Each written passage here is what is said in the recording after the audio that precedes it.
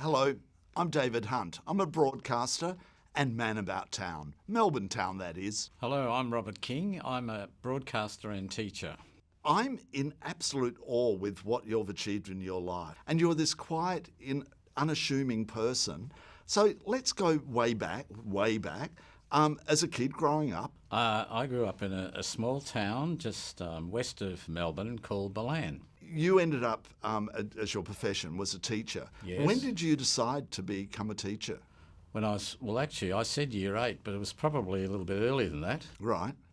It just always appealed to you, Yes, wanting to be a teacher. I loved it. Because back then, being a teacher, and you were a primary school teacher to begin with. To start with, yes. It was a bit prestigious. What did your family think about ULA, or were they all teachers? No. I was the youngest in the family. My parents were elderly. I had 4 siblings. Right.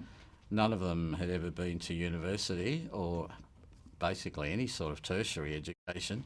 You went through Teachers College, then you taught in primary schools. Yes. Again, was it fairly common for a man to be a teacher in primary school back then? No. Even now, the whole system is dominated by females in the primary division. Yep. In fact, they used to call male primary school teachers the third sex. Oh, okay. That's another story for another day. Now, when did you first get the inklings that you might be interested in men? I think probably when it really hit me was not so much when I was having sex with boys, which was happening fairly frequently when I was young. Right. What age? Oh, I don't know, 10, 11. Wow. But not associated with being gay. Okay. Because the whole concept of being gay wasn't in our minds at that stage. And that word wasn't being used either, was it? No, it was a worse word than that. It was pufta. Yep. And certainly if you come from a small country town, you get to know very quickly, that you don't want to be a pufta. Yep. And I certainly didn't want to be a pufta. So therefore you were having, sex with other boys, but you didn't class yourself as a gay person. No. Well, as we call it. No. And the turning point came when I fell in love with my best friend. Okay. When I was 17. Yeah. And then I knew this was different. And was he interested in you as well? Unfortunately not. Oh. So a whole unrequited love situation. Okay. Now, what did you do to try to stop yourself from being gay? Well, because that's what you did back then. Oh, yeah. Because back then it wasn't known that you were born, that you were born to be, you were gay when you were born. Back then we thought that people just decided to become gay. Certainly, or even worse than that, they decided that it was a psychological illness. Right. And I thought when I got into my 20s, I don't want to be a gay person. No, mind you, I didn't know what it was. Yeah. Except it was that sort of long tunnel where you don't want to go down and find out. So I decided that I needed to do something about it. So I was looking around for a cure. And what was the cure? Well, the cure was that I went to a Royal Psychiatric Hospital up in Royal Park. Yeah. And the cure was that I should be given aversion therapy. And or shock treatment. Shock treatment. The way it works, it's very crude. All they do is they ask you to bring in photos of desirable men, and they flash them on a screen. Yeah. And they strap electrodes around your wrist, and they give you shocks. Wow. Every now and again. Yeah. And then they ask you to bring in photos of girls. Yeah. And they put those up, and guess what? They didn't give you the shock. You don't get a shock. It sounds funny, but this was persisting right up until the late 60s. Yep. Right here in Melbourne. Yep. And you decided that it wasn't working? I don't know whether I was more intelligent than anyone else, but certainly after 6 months, I said, this is not working at all. You met a woman? I certainly did. And more than one. More than one, Yes. But one in particular. Yes. And you were getting serious, and you told her that you were bisexual. Yes. And that she said, I don't mind. and you ended up getting married. Is that right? That's totally right. So what was married life like? You know, like when you weren't sure exactly where you sat on the fence? In the first 5 years, it was really good. You know, we do all the things married couples do and all the fun they have and, you know, all sorts of stuff. I repressed the whole bisexuality bit, though. Yep. I certainly didn't have any experiences during that time, even though my wife questioned me incessantly about it. Did she? Oh, yeah. So she wasn't trusting you through that period? No. Right. But the thing is, I tried to be as honest as I could with her. Yep.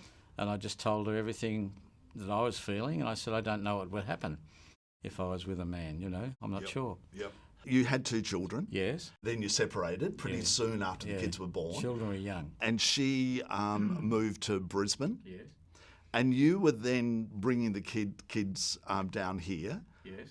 For you to spend quality time with them. We'd had a court case where, you know, the whole usual changing of, you know, when you can see kids on holidays and stuff. Yep. And I had them every holidays. Right. They came down on a plane when they were very young. Yep. But then she decided that she didn't want them to come anymore. Why? It was in the 80s. Yep. And if people know about the 80s, of course, there was a case of 2 babies having contracted HIV in Brisbane. And my ex-wife got spooked by this and she got really scared and she just said to me, I don't want to send the kids anymore to your place because I don't know what would happen. Yeah. So I was very upset, of course, and I said to her, look, I'll send you a whole lot of information. You can read about it, you know, et cetera, and so on. But wasn't good enough. She said, no, I'm not going to send them. Yeah. I'm too scared. Right. And you thought to yourself, I'm not going to accept this. Yes. So you employed a lawyer. Yes, I did.